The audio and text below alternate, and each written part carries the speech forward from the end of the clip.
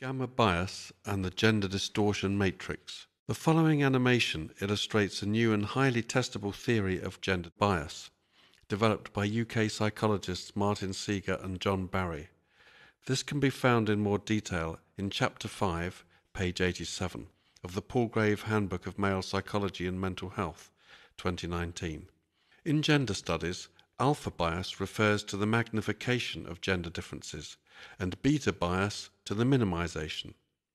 Gamma bias refers to the combined and simultaneous minimization and magnification of gender differences, in other words, an interaction of alpha and beta bias. Gamma bias can best be illustrated using the gender distortion matrix, which consists of a simple grid of 4 boxes relating to good and harm, either given or received. The highlighting of gender as an issue in each box is denoted in the matrix by the use of an uppercase letter for each gender, capital F or capital M. Correspondingly, the minimization of gender as an issue is denoted by the use of a lowercase letter, small f or small m. The do good box is denoted as the celebration box, things we admire and publicly praise about gender. Gamma bias theory predicts that in this box we play down masculinity when men or boys do good things, beta bias, but simultaneously highlight gender when women or girls do good things, alpha bias. The do harm box is denoted as the perpetration box. In this box, gamma bias theory predicts that we highlight masculinity when men or boys do bad things, alpha bias, but simultaneously play gender down as an issue when women or girls do bad things, beta bias. Correspondingly, the receive good box is denoted as the privilege box. In this box, gamma bias theory predicts that where men or boys receive apparent advantages, gender is highlighted, alpha bias, but where women or girls receive apparent advantages, gender is played down, beta bias. The fourth and final box, the receive harm box, is denoted as the victimhood box. In this box, gamma bias theory predicts that gender is highlighted when women or girls are victims, alpha bias, but minimized or disregarded when men or boys are victims, beta bias. Evidence and examples to support the theory will now be presented for each of the 4 boxes. This is just a sample. Many more examples could have been used, and the theory will also be tested by empirical research over the forthcoming months and years. Let's start with the celebration box and the sphere of education as an example. Female academic achievement in all areas is celebrated and presented as a gendered issue and one of female choice and control. However, in areas of education and academic life where females are seen as less successful, for example STEM subjects, there is little or no consideration of the possibility that female or male characteristics or gendered choices might contribute to outcomes. In contrast, there is an assumption of gender discrimination leading to corrective policies, for example the Athena Swan program. In terms of male education, there is little or no celebration of considerable male academic achievement as a gendered issue based on masculine qualities. There is correspondingly no recognition, acknowledgement, or even concern regarding the demonstrable inequality in education that now leaves UK universities with 22% less males than females. This disparity is in fact celebrated as an achievement for women and denoted as a problem of masculinity rather than considered as a matter of disadvantage for men and boys in the education system. Another example is heroism. When we do celebrate heroism, an area where there are large gender differences in terms of risk-taking and protective behaviour, the public narrative makes it gender neutral by including the much smaller proportion of females who perform physically heroic acts. For example, we talk of the men and women of the armed forces in World War II, or firefighters saving lives rather than firemen. We therefore do not celebrate the male gender specifically as having positive and protective aspects when we do celebrate heroism. This can also be seen, for example, from the gender-neutral coverage of the exclusively male team of cave divers who rescued the boys in Thailand. These rescuers were not celebrated as men, and their gender was ignored. Let's now look at the perpetration box, and in particular the issue of domestic and interpartner violence. When it comes to doing harm, even though there are significant numbers of female perpetrators, for example in the area of domestic violence and interpartner violence, the narrative still magnifies gender difference by excluding or playing down male victims and female perpetrators, whilst focusing almost exclusively on female victims and male perpetrators. In this way, the substantial evidence relating to male victims of both female and male perpetrators, and also female perpetrators with both male and female victims, is ignored, and the narrative becomes distorted into a black and white issue, being presented as if there was a destructive or toxic gender, male, and a vulnerable or oppressed one, female. This makes it hard for men and boys to take seriously or respond to the prevalent call to them to open up and seek help, because gender perceptions are distorted to render their victimhood relatively invisible. Let's now look at the privilege box. In terms of women, the mainstream gender narrative excludes or plays down female privilege around maternity, child access, and family law, and correspondingly also plays down the disadvantages for fathers and male partners in these areas.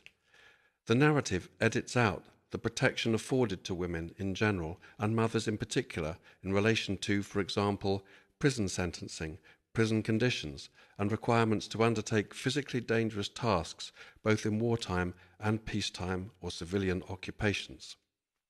In relation to men, the narrative correspondingly excludes or plays down male disadvantages in relation to such areas as education, suicide, rough sleeping, deaths at work, life expectancy, and addictions. Finally, we come to the victimhood box. Where men are the predominant victims, for example suicide, rough sleeping, addiction, deaths at work, life expectancy, the narrative is made gender neutral, inclusive of females. But where women are the predominant victims, but males also suffer in significant numbers, for example rape, sexual assault, domestic violence, the narrative is gender exclusive and plays down the substantial numbers of male victims. There is some welcome evidence that the narrative is beginning to change on suicide, but even here the prevailing attitude is that men are responsible for their own suffering by not seeking help. There is a greater tendency to victim blame male victims than female victims. The Boko Haram case in Nigeria is also a very powerful example. There was international outrage in 2014 about 300 kidnapped girls, but 10,000 murdered or brutalized boys got little or no press coverage. More recently, the shocking revelations relating to the treatment of gay people in Brunei was presented in a gender-neutral way, when the reality was that only homosexual men would be punished by death, whereas gay women would receive lashes. Let's now conclude and summarize what we've been saying. The prevailing public narrative on gender highlights gender in relation to male privileges, male perpetration, female achievement, and female victimhood. The narrative, however, neutralizes the issue of gender when it comes to female privileges, female perpetration, male achievement, and male victimhood. In other words, gender is highlighted for female positive and male negative events, but gender is neutralized or played down for female negative or male positive events.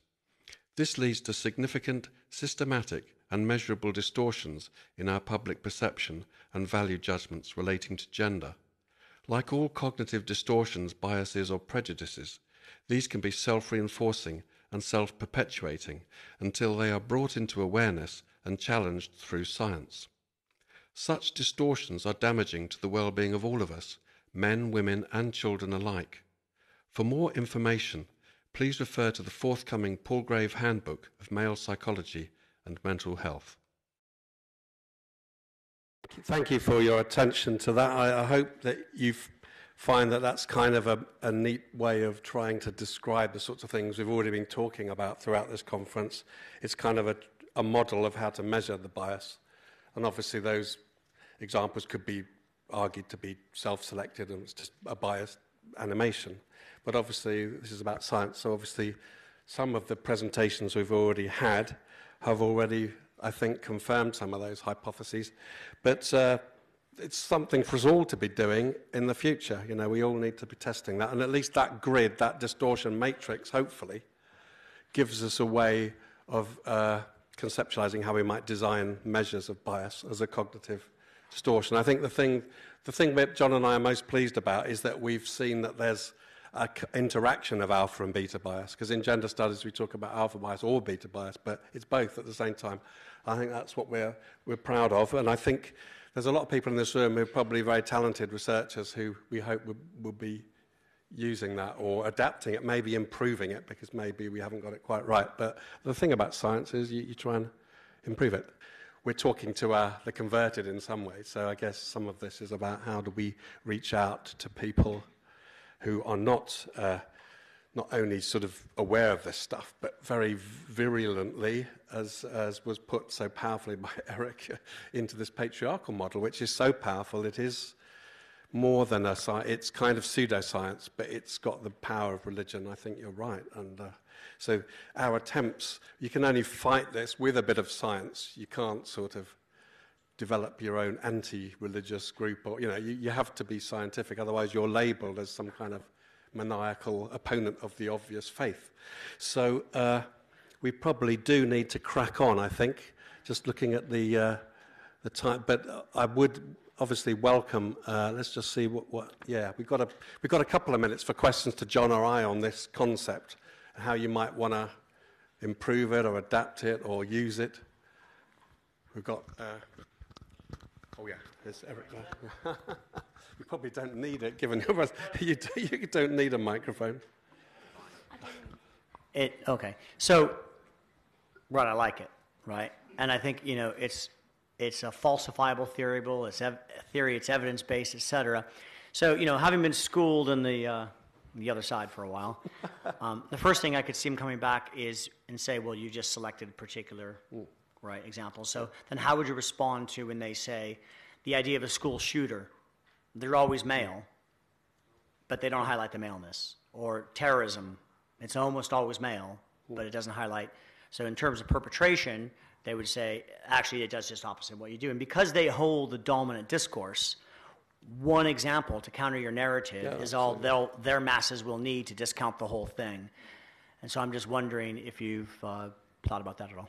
Or what can be done about that? Or You're absolutely right. I mean, this is our best attempt to start doing it, because we've had some wonderful presentations on domestic and interpartner violence where that same narrative is used, but where the evidence is quite clearly not right, and where it is more bilateral.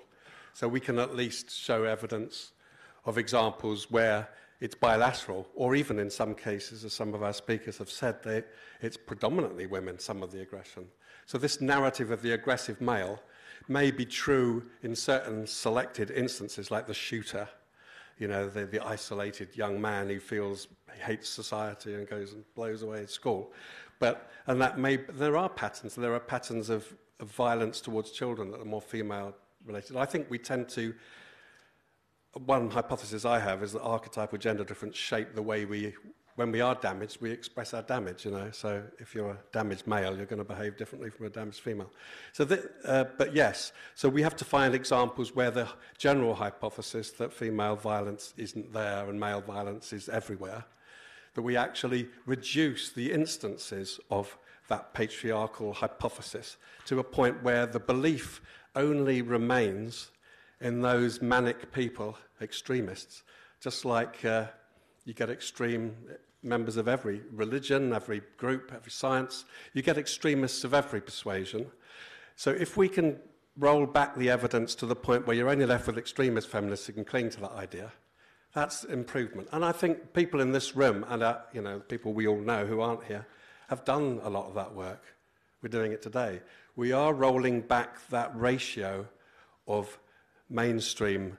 If we make the mainstream less toxic, then yes, there will be people who use the shooter. I mean, I always remember the story of the poor girl who was raped and murdered a couple of years ago, and on the radio there was her father saying, "I'll never walk my daughter down the aisle." Now, the father didn't get got some airtime, but everyone in the media was saying we need to teach boys to respect girls. So they took the rapist as an example of masculinity, and the father who said, I'll never walk my daughter down the aisle, wasn't seen as the model. I mean, there are many more fathers who want to walk their daughter down the aisle than there are rapists. So why are we talking about masculinity as rape?